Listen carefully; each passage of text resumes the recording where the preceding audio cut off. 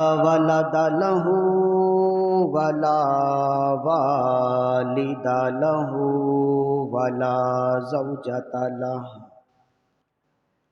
صمدي أحدي سرمدي ولا زوال له. ادھر اور ادھر. وَأُكَبِّرُهُ تَكْبِيرًا. ونشهد أن سيدنا ومولانا محمدا الذي أرسله إلى الخلق كافة بشيرا ونذيرا وداعيا إلى الله بإذنه وسراجا منيرا وعلى آله وصحبه وسلم تسليما كثيرا كثيرا. أما بعد فأعوذ بالله من الشيطان الرجيم. بسم الله الرحمن الرحيم. محمد رسول الله والذين معه أشداء على الكفار رحماء بينهم. صدق الله مولانا العظيم وصدق رسوله النبي الكريم الأمين ونحن على ذلك لمن الشاهدين والشاكرين والحمد لله رب العالمين. ببركة إن الله وملائكته يصلون على النبي يا أيها الذين آمنوا صلوا عليه وسلموا تسليما. اللهم صل على سيدنا ومولانا محمد كلما ذكره الذاكرون وصل على محمد كلما غفل عن ذكره الغافلون.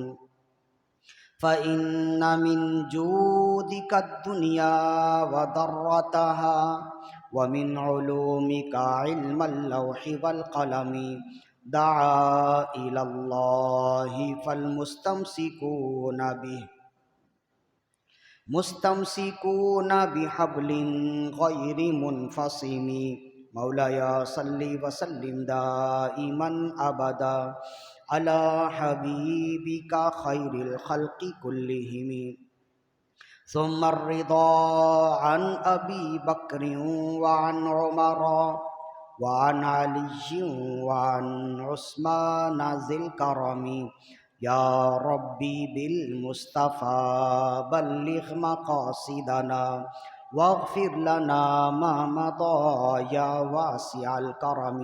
مولاي صل وسلم دائما أبدا على حبيبك خير الخلق كلهم.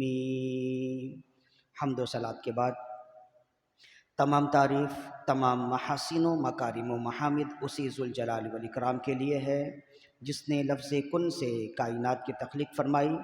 تمام زبانوں کی حمد و ثنا صرف اور صرف اسی ذوالجلال والاکرام کے لیے ہے جس نے دنیا میں انسانوں کو پیدا فرمایا اور انسانوں کی ضروریات زندگی کی تمام اشیاء کو مہیا، مسجع، مرصع، مرقع فرمایا.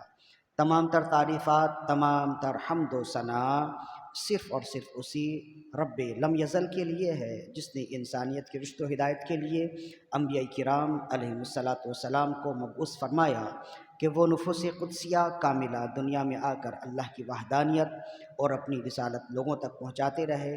کروڑ ہا کروڑ صلاۃ و تسلیم ہو حضور سرور انبیاء حبیب کبریا شفیع روز جزا علیہ تحیت و ثنا کی بارگاہ میں کہ آپ تمام انبیاء کرام علیہ الصلاۃ والسلام کے آخر میں تشریف لائے، اور آپ نے آ کر تمام بنی نوع انسان کو اخوت و بھائی چارگی، ملنساری، اخلاق، بردباری، اعلیٰ ظرفی، اعلیٰ کردار کا درس و پیغام دیا۔ جمعے کے دن درود و سلام پڑھنے کی بڑی برکتیں ہیں، ان تمام تر برکتوں کو، فضیلتوں کو مد نظر رکھتے ہوئے ایک مرتبہ بلند آواز سے اپنے آقا و مولا صلی اللہ علیہ وسلم کی بارگاہ میں درود و سلام کے نذرانے پیش کیجیے۔ اللہم صلی علی سیدنا و مولانا محمد طب القلوب و دوائها و عافیت الابدان و شفائها و نور الابصار و ضیائها و روح الارواح و غذائها و علی آلہ و اصحابہ و بارک وسلم صلاۃ و سلام علیک یا رسول اللہ صلی اللہ علیہ وآلہ وسلم۔ محرم الحرام کا مہینہ، محرم الحرام کا بابرکت اور باعظمت مہینہ، سال کا پہلا مہینہ، سن ہجری 1445 کا پہلا مہینہ ہے، سال کا پہلا مہینہ ہے، اور یہ حرمت والے مہینوں میں سے ہے۔ اس وجہ سے اس مہینے کو محرم نہیں بلکہ محرم الحرام کہتے ہیں، یعنی حرمت والا مہینہ۔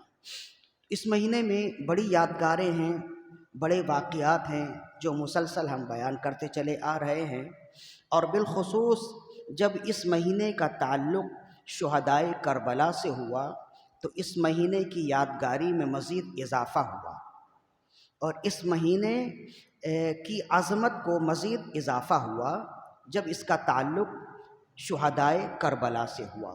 یہی وجہ ہے کہ جیسے ہی محرم الحرام کا مہینہ آتا ہے، ساری دنیا میں تمام مکاتب فکر کے علماء، واعظین، خطباء محرم الحرام کے واقعات کا تذکرہ کرتے ہیں، اہل بیت اطہار کا ذکر خیر کرتے ہیں، اور اپنے اپنے انداز میں اہل بیت کی شان میں خراج عقیدت پیش کرتے ہیں، اور یہ سلسلہ پورے مہینے ہوتا ہے۔ مجالس کا اہتمام ہوتا ہے، محافل کا اہتمام ہوتا ہے، اور ہر ایک اپنے اپنے انداز میں اہل بیت اطہار، شہدائے کربلا، بالخصوص سید الشہداء، امام الاصفیاء، امام الزاہدین والمتقین، حضرت ابو عبداللہ امام حسین رضی اللہ عنہ کی شان میں تذکرہ بالخیر کیا جاتا، ان کی عظمت و شان کا بیان کیا جاتا ہے، اور یہ سلسلہ پورے مہینے چلتا ہے۔ جہاں تک بات اہل سنت، جہاں تک بات اہل بیت اطہار کے ذکر کی ہے، جہاں تک بات امام حسین کے ذکر کی ہے، جہاں تک بات شہدائے کربلا کے تذکرے کی ہے، تو یہ بہت اچھا ہے، بلکہ بہت اچھا، بلکہ بہت ہی اچھا ہے کہ ہر مہینے، بالخصوص محرم کے مہینے میں ان کا تذکرہ بالخیر کیا جائے۔ لیکن بعض ناخلف ایسے ہوئے، بعض لوگ ایسے ہوئے کہ وہ جب اہل بیت اطہار کا ذکر کریں، شہدائے کربلا کا ذکر کریں، جناب سیدہ زہرا سلام اللہ علیہا کا ذکر کریں، تو ذکر کرتے کرتے ایک وقت آتا ہے کہ وہ پھر صحابہ کرام رضوان اللہ علیہم اجمعین کی شان میں گستاخیاں کرنے لگتے، سب و شتم کرنے لگتے، کھلے لفظوں میں، دبے لفظوں میں، یا چھپے لفظوں میں، یا واضح الفاظ میں صحابہ کرام کو گالیاں دیتے، تبرہ کرتے، انہیں ظالم کہتے، انہیں غاصب کہتے، انہیں غصب کرنے والا، ظلم کرنے والا جابر کہتے ہیں۔ مطلب یہ ہے کہ بعض لوگوں کی مجالس ایسی ہیں کہ وہ یہ سمجھتے کہ اہل بیت اطہار کے ذکر کا تقاضا، ذکر کا حق اس وقت تک پورا نہیں ہوگا جب تک اس مجلس میں صحابہ کرام کی شان میں گالیاں نہ دے دی جائیں۔ تو وہ تبرہ بازی کرتے ہیں، صحابہ کرام کی شان میں گستاخیاں کرتے، کھلے لفظوں میں بھی، اور واضح لفظوں میں دبے لفظوں میں بھی کرتے ہیں. تو ایسی مجلس جس مجلس میں اہل بیت اطہار کی شان تو بیان کی جائے لیکن ساتھ ساتھ صحابہ کرام کو گالیاں دی جائیں کھلے لفظوں میں یا واضح لفظوں میں تبرہ کیا جائے، صحابہ کرام کو ظالم جابر کہا جائے، وہ مجلس خیر نہیں ہے، وہ مجلس شر ہے. اور وہ مجلس اور اس مجلس میں بیان کرنے والا دین کے بھی خلاف ہے اور قانون کے بھی خلاف ہے. دین کی بھی مخالفت کر رہا ہے اور قانون یعنی ریاست پاکستان کی بھی مخالفت کر رہا ہے. اور ایسے لوگ اصلاح کا باعث نہیں ہوتے بلکہ تخریب کا باعث ہوتے ہیں. تخریب کاری یہیں سے شروع ہوتی ہے. اب جس مجلس میں صحابہ کرام کو اہل بیت اطہار پر ظلم کرنے والا بتایا جائے، اس مجلس سے جب لوگ اٹھ کر جائیں گے تو صحابہ کرام کو برا ہی کہیں گے. انہوں نے تو اپنے عالم سے یہی سنا تو وہ برا کہیں گے اور صحابہ کرام کی شان میں وہ بھی گستاخیاں کریں گے. تو ہوگا یہ کہ ساری دنیا میں اکثریت صحابہ کرام کی غلامی پیش کرنے والے ہیں، اکثریت صحابہ کرام کو ماننے والے ہیں. تو یہ لوگ جب باہر جائیں گے اور صحابہ کرام کی شان میں گستاخیاں کریں گے تو جو صحابہ کرام کی عظمت و شان کو سمجھنے والے ہیں وہ چھوڑیں گے تو نہیں. ظاہر ہے کہ ان کے نزدیک تو صحابہ ایمان ہیں، صحابہ دین ہیں. تو اگر کسی اہل سنت و جماعت کے سامنے صحابہ کرام کی شان میں گستاخی کی جائے وہ کچھ تو رد عمل دے گا. تو یہ اتفاق کا باعث ہوگا یا انتشار کا باعث ہوگا؟ ظاہر ہے کہ انتشار کا باعث ہوگا. ایسے ہی اختلافات پھیلتے ہیں کہ بات 1 سے 2 میں ہوتی ہے، 2 سے 4 میں، اور پھر یہ ہے کہ بسا اوقات پورا شہر اختلاف کے اور فساد کے لپیٹے میں آ جاتا ہے. تو اس کی ابتدا کہاں سے ہوئی، اس کا آغاز کہاں سے ہوا؟ وہ ایسی مجلس میں بیٹھا جہاں اہل بیت کی شان تو بیان کی گئی لیکن ساتھ ساتھ صحابہ کرام کی شان میں گستاخیاں بھی بیان کی گئیں. صحابہ کو، حضرت عمر بن خطاب کو، حضرت عثمان غنی کو، حضرت ابو بکر صدیق رضی اللہ عنہ کو، حضرت امیر معاویہ رضی اللہ عنہ کو ظالم کہا گیا، جابر کہا گیا، غاصب کہا گیا، خونی کہا گیا، قاتل کہا گیا. جب اس مجلس سے کوئی شخص اٹھ کر جائے گا تو وہ یہی ذہن لے کر جائے گا، اور یہی ذہن لے کر جانے کے بعد جب وہ اپنے معاشرے میں پھرے گا تو جگہ جگہ اسی کا تذکرہ کرے گا، اور جب جگہ جگہ اسی کا ذکر کرے گا تو پھر وہ انارکی کا باعث ہوگا، وہ فساد پھیلانے والا ہوگا. تو اس کا آغاز اسی مجلس سے ہوا. تو معلوم یہ ہوا کہ جس مجلس میں اہل بیت کا ذکر تو کیا جائے لیکن ساتھ ساتھ صحابہ کرام کی شان میں گستاخیاں کی جائیں وہ مجلس شر ہے. اور جس مجلس میں اہل بیت کا ذکر بھی کیا جائے ساتھ ساتھ صحابہ کرام کی عظمت و شان بھی بیان کی جائے وہ مجلس خیر ہے. اور اس مجلس میں، اس محفل میں بولنے والے بھی دین اسلام کے محافظ ہیں اور اس مجلس میں سننے والے بھی دین اسلام کے محافظ ہیں. اس لیے کہ جس مجلس میں، جس محفل میں، جس نشست میں اہل بیت کی عظمت و شان بھی بیان کی جائے، صحابہ کرام کی عظمت و شان بھی بیان کی جائے، اس محفل سے جب لوگ اٹھ کر جائیں گے تو اپنے دل میں اہل بیت کی محبت بھی لے کر جائیں گے، صحابہ کی محبت بھی لے کر جائیں گے. تو یہی لوگ معاشرے میں امن کا باعث ہوں گے، یہی لوگ معاشرے میں انتشار اور افتراق کا باعث نہیں ہوں گے، یہی لوگ معاشرے میں اصلاح کا باعث ہوں گے۔ لہذا جس محفل میں جائیں، جس نشست میں جائیں، پہلے دیکھیں کہ بولنے والا کیا بول رہا ہے۔ اگر وہ صحابہ کی شان میں گستاخیاں کرنے والا ہے تو ظاہر ہے کہ وہ خود بھی تخریب کاری کر رہا ہے اور اپنے سننے والوں کو بھی تخریب کار بنا رہا ہے۔ وہ دین کی بھی دشمنی کر رہا ہے اور ریاست میں بھی انارکی کا باعث انارکی پھیلا رہا ہے، وہ دہشت گردی پھیلا رہا ہے۔ تو ایسے لوگوں کو روکنے کی ذمہ داری قانون نافذ کرنے والے اداروں کی ہونی چاہیے۔ تو جب بسا اوقات ایسا ہوتا ہے محرم الحرام کی نشستوں میں، محرم الحرام کی مجلسوں میں سنتے سناتے ہمارے اہل سنت بھی سن لیتے ہیں چند باتیں کہ فلاں صحابی نے فلاں اہل بیت کے ساتھ یہ ظالمانہ سلوک کیا، فلاں کی لڑائی فلاں سے تھی، فلاں کا اختلاف فلاں سے تھا، تو پھر اس کے ذہن میں بھی بات آتی ہے کہ ہم جو صحابہ کرام کو کہتے ہیں صحابہ کل کے کل ہدایت کے ستارے ہیں، تو جب ان کے درمیان میں اختلافات تھے، ان کے درمیان میں لڑائیاں تھیں، ان کے درمیان میں ایسی دشمنیاں تھیں، تو صحابہ کرام ہدایت کے ستارے کیسے ہو گئے؟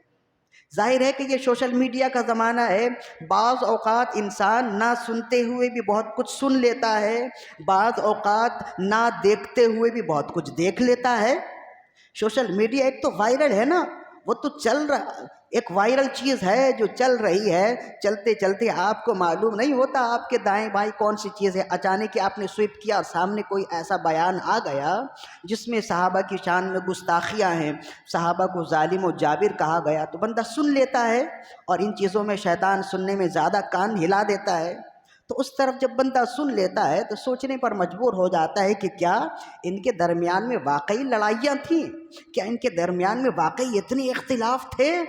تو آج ہم نے جو موضوع منتخب کیا ہے اسی حوالے سے بڑا ہی حساس اور بڑا ہی نازک موضوع ہے۔ آج ہم یہ بیان کرنے کی کوشش کریں گے کہ صحابہ اور اہل بیت کے درمیان میں تعلقات کیسے تھے۔ چنانچہ اسی کو بیان کرتے ہوئے ظاہر ہے کہ یہ موضوع اب طویل ہو جائے گا اور ایک نشست میں یہ موضوع ختم نہیں ہوگا، اس وجہ سے شروع میں ہم نے ایک مقدمہ، ایک تمہیدی گفتگو کر دی تاکہ آئندہ کے لیے پھر تمہیدی گفتگو کرنے کی ضرورت نہ ہو۔ جو لوگ شروع سے ہمارے ساتھ جڑے ہوئے ہیں ان کے لیے ایک زنجیر کی طرح کڑی سے کڑی ملتی چلی جائے۔ تو آج کے اس موضوع کو ہم نے بیان کرنے کے لیے قرآن مجید کی جو آیت تلاوت کی ہے، اس آیت کا ترجمہ ہی سن لیں تو سارا اختلاف ختم ہو جائے گا، یعنی ترجمہ کر کے ہم ممبر سے نیچے اتر جائیں آپ کو سمجھ میں آ جائے گا کہ اصل مقصد کیا ہے۔ فرمایا محمد الرسول اللہ، سورہ فتح کی آیت ہے، محمد اللہ کا رسول ہے، والذین معہ، اور جو ان کے ساتھ صحابہ ہیں، اشداء علی الکفار، وہ کافروں پر بڑے سخت ہیں، رحماء بینہم، اور آپس میں محبت کرنے والے ہیں۔ تو سارے سوالوں کا جواب تو مل گیا نا کہ وہ آپس میں محبت کرنے والے ہیں۔ فرمایا کہ اشداء علی الکفار رحماء بینہم، محمد صلی اللہ علیہ وسلم کے جتنے صحابہ ہیں وہ کافروں پر سخت ہیں اور آپس میں محبت کرنے والے ہیں۔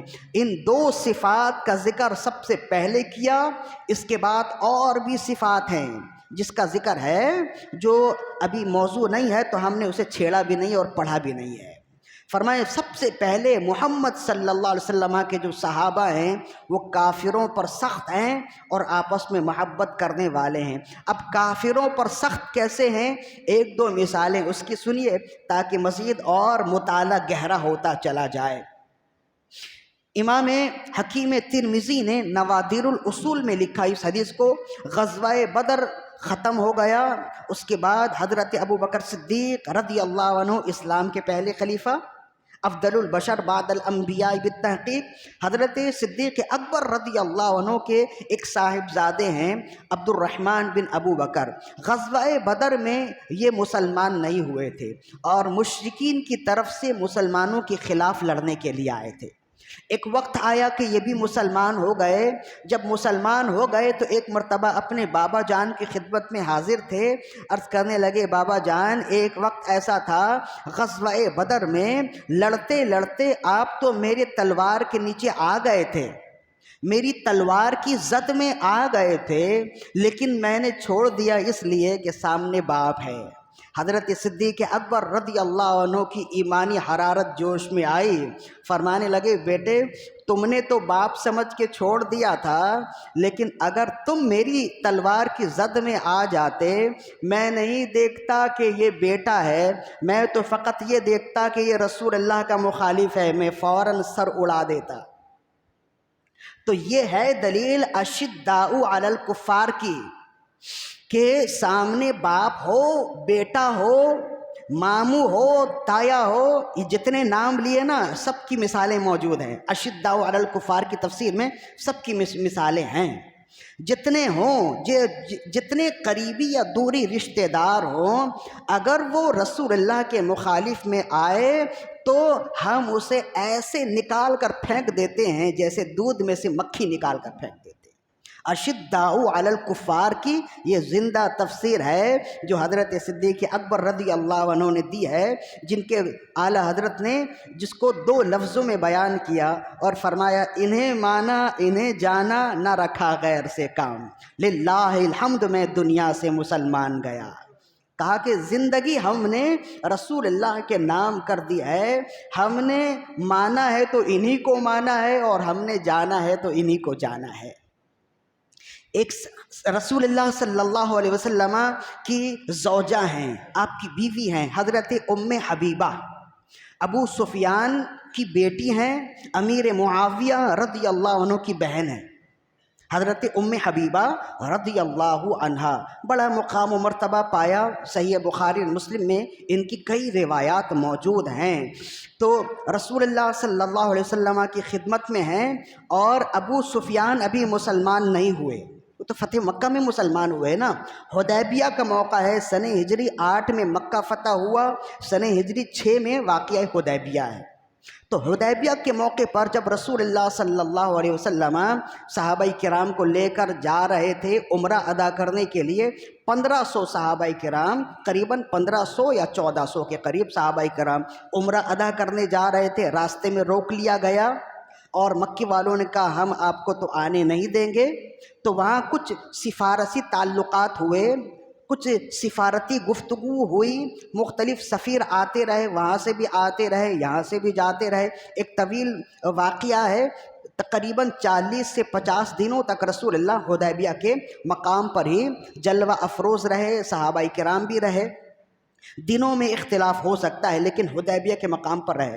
تو ایک موقع ایسا آیا کہ ابو سفیان یہ بعد میں تو مسلمان ہو گئے تھے اس لیے رضی اللہ عنہ لگا لیتے ہیں، لیکن یہ جو واقعہ ہے یہ اسلام لانے سے پہلے کا ہے۔ تو ابو سفیان رسول اللہ صلی اللہ علیہ وسلم سے مشاورت کے لیے آئے، مکے والوں نے بھیجا کہ ابو سفیان تم بڑے ہو، سردار ہو، تم جاؤ اور جا کر ان سے کہو کہ ہم اس سال تو ہرگز تمہیں آنے نہیں دیں گے، لہذا آپ لوٹ جائیں۔ تو ابو سفیان آئے رسول اللہ صلی اللہ علیہ وسلم کی بارگاہ میں، ظاہر ہے کہ اس وقت وہ سردار تھے اور اسلام قبول نہ کیا تھا، تو ایسی کر و فر سے آئے اور آ کر رسول اللہ صلی اللہ علیہ وسلم سے جو گفتگو ہونی تھی وہ ہو گئی۔ گفتگو کر کے جب جانے لگے دل میں خیال آیا بیٹی سے بھی ملتے چلے، بیٹی تو رسول اللہ صلی اللہ علیہ وسلم کے حجرے میں ہی ہیں تو ملتے چلیں۔ تو بیٹی کے پاس آئے اور سلام دعا کر کے رسول اللہ کے بستر پہ بیٹھنے لگے۔ تو جیسے ہی رسول اللہ صلی اللہ علیہ وسلم کے بستر پر بیٹھنے لگے انہوں نے روک دیا، خبردار رسول اللہ صلی اللہ علیہ وسلم کی بستر پر آپ نہ بیٹھیں۔ کہا کیوں؟ میں تمہارا باپ ہوں، اتنی دور سے ملنے آیا۔ فرمایا باپ ہے تو کیا ہوا، یہ رسول اللہ کا پاکیزہ حجرہ ہے اور یہ رسول اللہ کا پاکیزہ بستر ہے، رسول اللہ کے پاکیزہ بستر پہ ناپاک باپ نہیں بیٹھ سکتا، تو بیٹھنے نہیں دیا۔ تو وہ کہتے گئے محمد صلی اللہ علیہ وسلم نے تو تمہارا دماغ بھی خراب کر دیا، تو وہ چلے گئے، بعد میں پھر وہ مسلمان ہو گئے، فتح مکہ، یعنی اس واقعے کے 2 سال کے بعد ہی مکہ فتح ہوا، پھر مسلمان ہو گئے۔ تو یہ ہیں ام حبیبہ رضی اللہ عنہا۔ اشداء علی الکفار کی کیسی مصداق ہیں کہ کافروں پر ایسے سخت ہیں کہ سامنے بیٹا آ جائے تو پرواہ نہیں ہے، باپ آ جائے تو باپ کی تعظیم اپنی جگہ ہے، لیکن جب باپ کا معاملہ رسول اللہ کی عظمت و شان کے مقابلے میں آ جائے تو پھر باپ کی کوئی قدر نہیں ہے۔ تو صحابہ کرام ایسی کئی مثالیں بلا مبالغہ ابھی درجنوں مثالیں موجود ہیں، لیکن وقت تو اتنا نہیں ہے نا۔ اب رحماء بینہم کے مصداق کیسے ہیں وہ بھی سمجھ لیجئے۔ یہ تو اشداء علی الکفار، یعنی کافروں پر ایسے سخت ہیں۔ تو اب رحماء بینہم آپس میں رحم کرنے والے، آپس میں محبت کرنے والے ہیں، تو وہ کیسے ہیں؟ تو کہتے ہیں پھر چلیے جنگ یرموک میں حضرت حذیفہ ابن یمان صحابی رسول ہیں، جنگ یرموک میں حضرت حذیفہ ابن یمان رضی اللہ عنہ جب جنگ ختم ہو گئی تو اپنے بھائی کو تلاشنے کے لیے نکلے کہ وہ شہید ہو گئے یا بیمار ہیں، زخمی ہیں، تو انہیں دیکھتے ہیں۔ تو تلاشتے ہوئے ایک میدان میں پہنچے، بھائی کو تلاش کر لیا، وہ اوندھے پڑے ہیں، شہید ہوئے پڑے ہیں۔ بھائی کو جب سیدھا کیا تو خونم خون ہے، خون سے آلودہ ہیں، لیکن سانسیں چل رہی ہیں، اور ایک ہلکی سی آواز آ رہی ہے، العطش العطش، پیاس پیاس، تھوڑا سا پانی پلا دو، تھوڑا سا پانی پلا دو۔ حضرت حذیفہ ابن یمان رضی اللہ عنہ بھاگے، پانی لے کر آئے، کوزے میں یا پیالے میں پانی لے کر آئے، جیسے ہی ہونٹوں سے لگایا ہے قریب ہی کہیں سے آواز آئی، العطش العطش، پیاس پیاس۔ تو وہ جو زخمی ہیں جنہیں پانی کی شدت سے طلب ہے، انہوں نے کہا لگتا ہے میرا بھائی زیادہ پیاسا ہے، مجھے چھوڑو، پہلے اس کو پانی پلاؤ، پہلے اسے پانی پلاؤ۔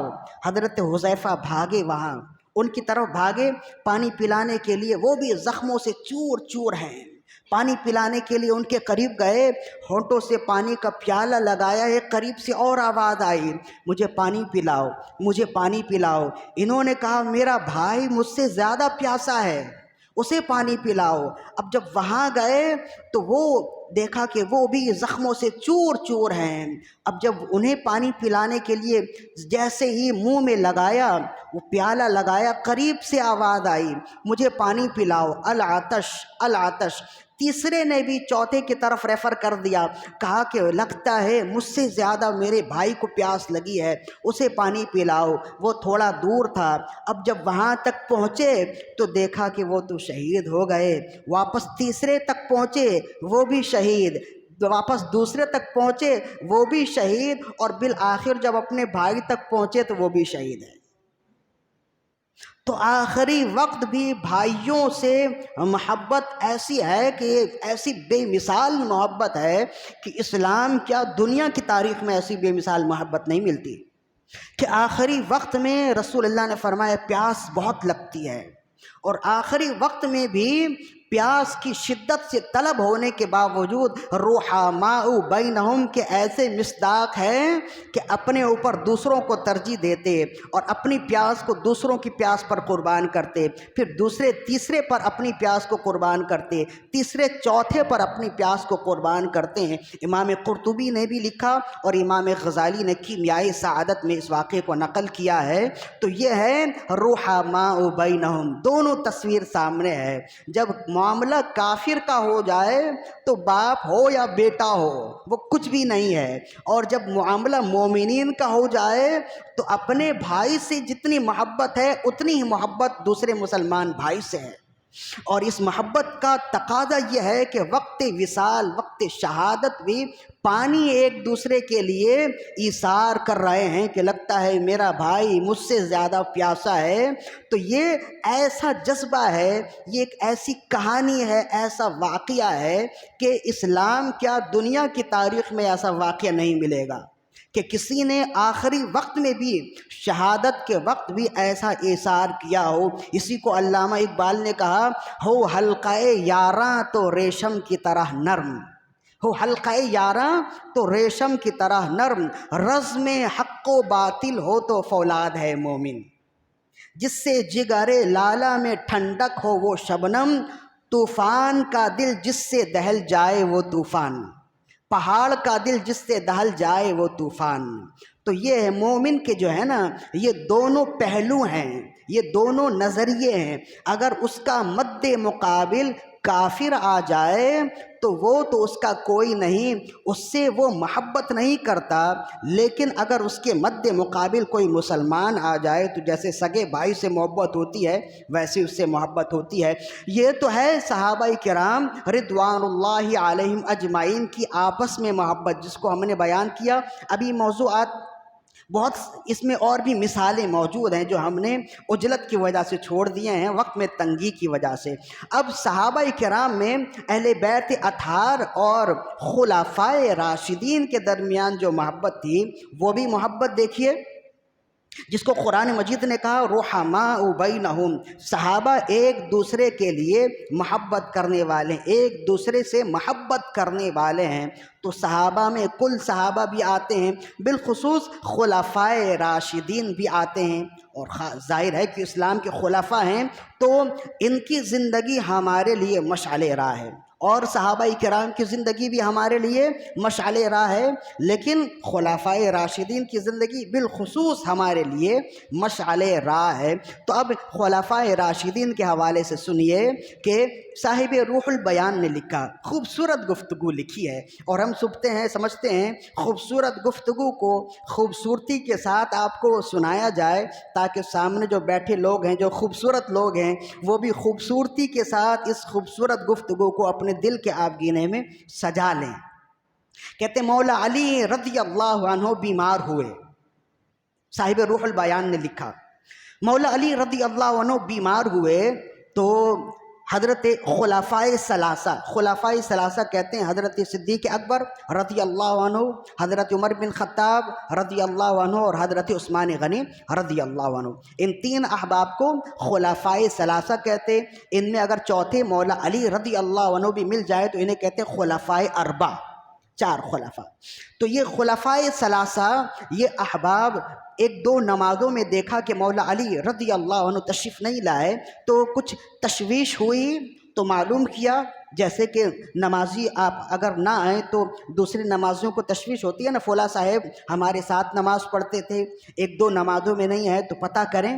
یہ تو یہی حسن ہے، یہ مسجد کا حسن ہے، یہ جماعت کا حسن ہے کہ ایک دوسرے سے نہ جان پہچان کے باوجود ایک دوسرے سے ثناشائی بڑھ جاتی ہے۔ روزانہ 5 وقت اگر دیکھتے رہیں، سلام دعا ہوتے رہے تو جان پہچان نہ ہونے کے باوجود کسی نہ کسی طرح سے جان پہچان ہو جاتی ہے۔ یہ حسن ہے، نماز کا حسن ہے، جماعت کا حسن ہے۔ اسی وجہ سے رسول اللہ صلی اللہ علیہ وسلم نے فرمایا کہ جماعت کے ساتھ نماز پڑھنے کی کوشش کیا کرو۔ تو وہ احباب تو جماعت چھوڑنے والے تو تھے نہیں، آخری وقت جس کی شہادت مسجد میں ہوئی ہے وہ جماعت کیسے چھوڑیں؟ تو کہتے ہیں بہرحال چند نمازوں میں نہ دیکھا تو آپس میں کہنے لگے کہ لگتا ہے کہ وہ بیمار ہیں، پھر پتہ کیا تو معلوم ہوا کہ وہ بیمار ہیں۔ تو حضرت صدیق اکبر رضی اللہ عنہ، حضرت عمر بن خطاب رضی اللہ عنہ اور حضرت عثمان غنی رضی اللہ عنہ، تینوں احباب نے آپس میں مشورہ کیا ہمیں عیادت کے لیے جانا چاہیے۔ چنانچہ یہ تینوں احباب پہنچے مولا علی رضی اللہ عنہ کی عیادت کے لیے، انہیں دیکھنے کے لیے۔ دروازے پر دستک ہوئی، اندر آئے، چارپائی کے قریب بیٹھ گئے، مولا علی رضی اللہ عنہ سے پوچھا کہ کیسا حال ہے، کیسی طبیعت ہے؟ تو مولا علی رضی اللہ عنہ فرمایا آپ کی آمد سے قبل تو بیمار تھا، لیکن اپنے محبوب ساتھیوں کو دیکھ لیا ہے تو طبیعت بھلی ہو گئی ہے۔ یہ عبارت ہے صاحب روح البیان کی، اپنے محبوب ساتھیوں کو دیکھ لیا ہے تو طبیعت بھلی ہو گئی ہے۔ تو اب کہتے ہیں کہ مولا علی رضی اللہ عنہ نے اپنے کنیز سے کہا کہ بھائی ہمارے اصحاب آئے ہوئے ہیں، محبوب ساتھی آئے ہوئے ہیں، تو عیادت کے لیے آئیں، کچھ کھانے پینے کا بھی انتظام کرو۔ تو کنیز نے آ کر کان میں کہا کہ سوائے شہد کے اور کچھ نہیں ہے، وہ بھی تھوڑا سا ہے۔ آپ نے فرمایا وہی لے آؤ۔ تو کنیز ایک چمکتے ہوئے پیالے میں یا چمکتی ہوئی پیالی میں تھوڑا سا شہد لے کر آئی اور اسے سامنے رکھ دیا۔ وہ شہد جتنا چمک رہا تھا اس سے زیادہ پیالہ چمک رہا تھا۔ جب غور سے دیکھا تو اس شہد میں ایک باریک سا بال بھی تھا. تو اب سامنے وہ شہد رکھا ہے اور یہ چاروں احباب وہاں بیٹھے ہیں. مولا علی نے فرمایا یہی ہے طعام محاضر ہے اور آپ حضرات اسی پر راضی ہو جائیں. تو یہی ہے نا کہ مہمان کے لیے جو ہے نا زیادہ تکلف نہ کرے، جو ہے وہی طعام محاضر کر دینا چاہیے. تو مولا علی رضی اللہ عنہ کے پاس اس وقت وہی تھا. آپ نے فرمایا فی الوقت تو یہی ہے، یہی قبول فرمائیے. تو وہ احباب بھی بیٹھ گئے. حضرت صدیق اکبر رضی اللہ عنہ نے دیکھا، پیالے کا چمکنا دیکھا، شہد کا چمکنا دیکھا اور اس میں بال بھی، باریک سا بال بھی دیکھا. فرمایا کہ اسے کھائیں گے بعد میں، پہلے اس کے حوالے سے چاروں مختلف گفتگو کریں گے، جو علمی گفتگو ہو. عرب والے مثالیں دینے میں بڑے ماہر ہیں، اسی وجہ سے قرآن میں مختلف مثالیں ہیں. فرمایا اس پیالے کی، اس شہد کی اور شہد میں جو بال ہیں اس کی مثال جب تک چاروں نہ دے لیں ہم شہد نہیں کھائیں گے. تو یہ بات حضرت صدیق اکبر رضی اللہ عنہ نے یہ مشورہ دیا. تو اب تینوں کہنے لگے آپ ہمارے بڑے ہیں، آپ ہمارے سردار ہیں، جب مشورہ آپ نے دیا ہے تو شروعات بھی آپ ہی سے ہوگی، پہلے آپ شروعات کریں. تو اب کہتے ہیں حضرت صدیق اکبر رضی اللہ عنہ نے مثال دی شروعات کرتے ہوئے اور آپ نے فرمایا الدین انور من التشتی وذکر اللہ احلی من العسل والشریعۃ ادق من الشعر. فرمایا دین اس پیالے سے زیادہ روشن ہے اور اللہ کا ذکر اس شہد سے زیادہ میٹھا ہے، اور دین میں چلنا، شریعت میں چلنا اس بال سے زیادہ باریک ہے، شریعت اس بال سے زیادہ باریک ہے. تو آپ نے مثال دی، یعنی دین کی مثال دی پیالے سے، اور اللہ کی مثال دی شہد سے، اور شریعت کی مثال دی بال سے. فرمایا الدین انور من التشتی، دین یعنی دین اسلام اس پیالے سے زیادہ رونق ہے، پر نور ہے. پیالہ تو ہے ہی چمکدار، پر نور، لیکن دین اسلام اس پیالے سے زیادہ نورانی ہے. اور اللہ کا ذکر یعنی اس شہد میں تو مٹھاس ہے ہی، لیکن جو مٹھاس اللہ کے ذکر میں ہے وہ اس شہد میں نہیں ہے. اور یہ ہے بال تو باریک ہے لیکن شریعت کی باریکی اس بال سے بھی زیادہ ہے. یہ مثال دی حضرت صدیق اکبر رضی اللہ عنہ نے. ہر ایک عش کر رہے تھے، خوبصورت کلام ہے، سبحان اللہ، کیسی تشبیہات ہیں، کیسی مثال دی، اور کہنے لگے بے شک یہ آپ ہی کا شیوا ہے، یہ آپ ہی دے سکتے ہیں، اس لیے کہ آپ ہمارے سردار ہیں، رسول اللہ صلی اللہ علیہ وسلم کے ساتھ سب سے زیادہ وقت گزارنے والے ہیں. آپ کا جو علم ہے، آپ کی جو معرفت ہے، آپ کی جو دانائی ہے، آپ کی جو علم میں گہرائی ہے وہ کسی سے ڈھکی چھپی نہیں ہے. سبحان اللہ، کیسی خوبصورت مثال دی حضرت صدیق اکبر رضی اللہ عنہ نے. فرمایا اب باری ہے حضرت عمر بن خطاب رضی اللہ عنہ کی. اب وہ حضرت عمر بن خطاب رضی اللہ عنہ سے فرمانے لگے اب آپ بھی اس حوالے سے کوئی مثال دیں. فقال عمر رضی اللہ عنہ، تو اب حضرت عمر بن خطاب رضی اللہ عنہ مثال دیتے ہوئے کہنے لگے الجنت انور من التشتی ونعیمها احلی من العسل والصراط ادق من الشعر. یہ پیالہ تو ہے پر نور، لیکن جنت اس پیالے سے زیادہ بارونق ہے، جنت اس پیالے سے زیادہ پر نور ہے، جنت کا نور اس پیالے سے زیادہ ہے. اور فرمائیے شہد تو ہے میٹھا لیکن جنت کی نعمتیں اس شہد سے زیادہ میٹھی ہیں. اور پھر فرمایا والصراط ادق من الشعر، اور یہ بال تو ہے باریک لیکن جنت تک جانے والا راستہ پل صراط اس بال سے زیادہ باریک ہے. اش کر رہے تھے. سبحان اللہ، کیسی مثال دی کہ پیالے کی مثال جنت سے دی اور شہد کی مثال جنت کی نعمت سے دی اور بال کی مثال پل صراط سے دی. کہنے لگے یہ آپ ہی کا شیوا ہے، یہ آپ ہی کر سکتے ہیں. اس لیے کہ رسول اللہ نے فرمائے علم کے 10 حصے ہیں، ان میں سے 9 حصے عمر بن خطاب کے پاس ہیں. جب جس کا علم اتنا ہے تو اس کی دانائی کتنی ہوگی، اس کی فراست کتنی ہوگی، اس کا مقام و مرتبہ کیا ہوگا. یہ آپ ہی کے لیے ہے جو آپ نے بیان کیا. ہر ایک تعریف کرنے لگے. صدیق اکبر رضی اللہ عنہ نے فرمایا میں نے بھی مثال دے دی، حضرت عمر نے بھی مثال دے دی.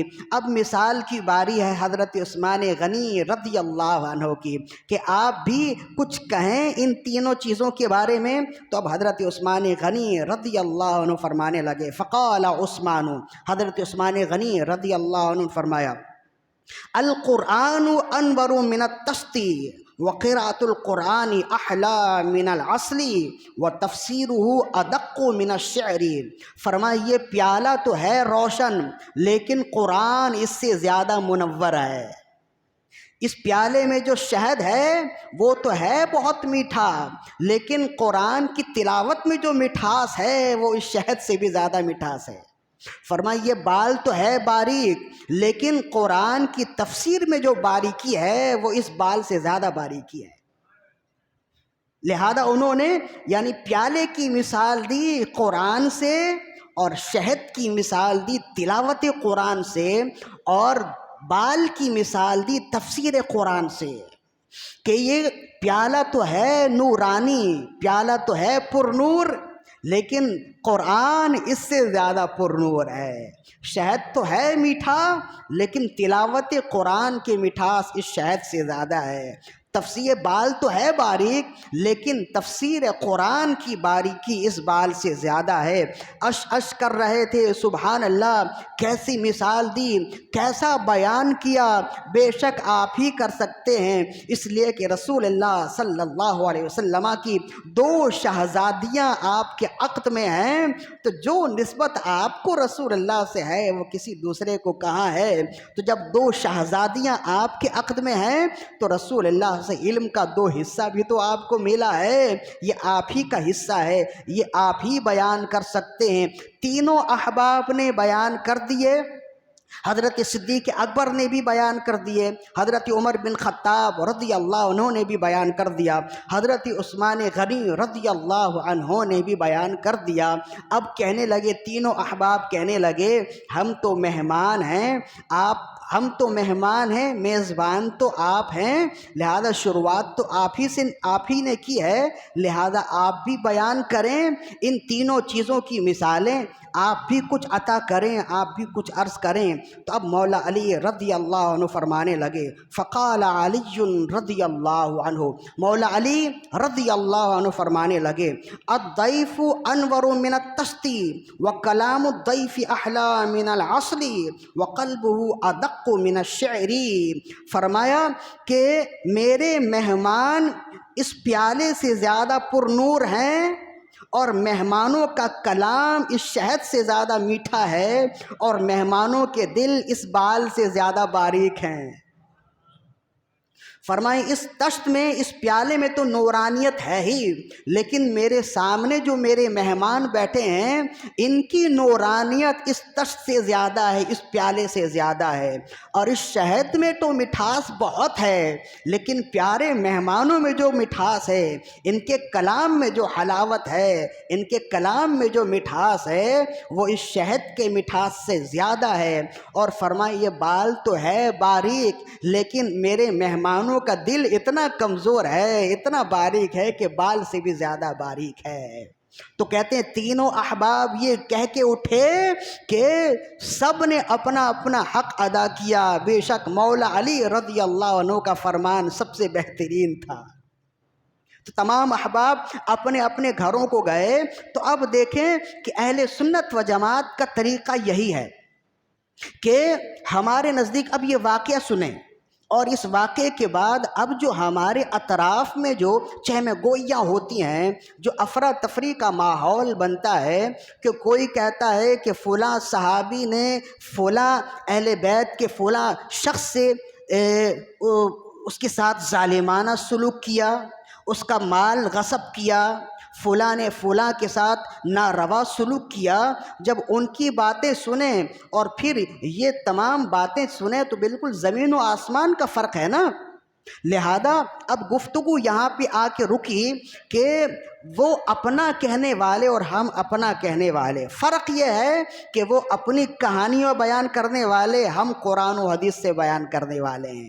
لہذا ان کا کہنا فقط کہانی کی حد تک ہی ہے، ہم جو بیان کر رہے ہیں وہ قرآن و حدیث کی باتیں۔